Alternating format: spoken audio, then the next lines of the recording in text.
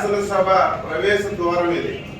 తెలుగుదేశం శాసనసభ్యులందరం కూడా 5 నిమిషాలు తక్కువ 9కి వచ్చి సభని 9 గంటలు జరపాలని చెప్పి నోటీస్ ఇచ్చారు కాబట్టి మేము 5 నిమిషాలు తక్కువ 9కే వచ్చాం. ఇప్పుడు 9:10 నిమిషాలు అయింది. శాసనసభ కనీసం బెల్ల కొట్టలేదు.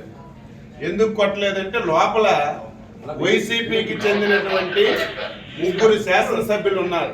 అంటే ఈ ముఖ్యమంత్రి మీద, ఈ ప్రభుత్వం మీద వైసీపీ శాసనసభ్యునికి ఏం నమ్మకం ఉందో ఈ రోజు ఈ శాసనసభ సాక్షిగా ఈ రోజు తెలిసింది.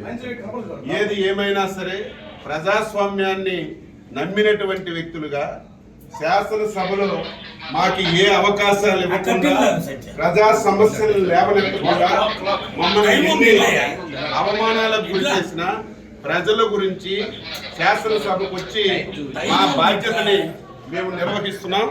ఇంత దారుణం ఎప్పుడు కూడా లేదు. 9-8 నిమిషాలు అయింది. ఇంత దారుణం ఏది ఏమైనా సరే ఈ 5 సంవత్సరాలు ఈ శాసనసభలో ఈ రాష్ట్రానికి ఉపయోగపడినటువంటి ఒక్క చట్టం కూడా చేయలేదు. ఈ శాసనసభలో ఏ చట్టం చేసినా సరే ఈ రాష్ట్ర వినాశనానికి దారితీసిన చట్టాలే చేశారు. అందుకే ఈరోజు ఈ విషయాలన్నీ ప్రజలకు తెలియజేస్తున్నాం.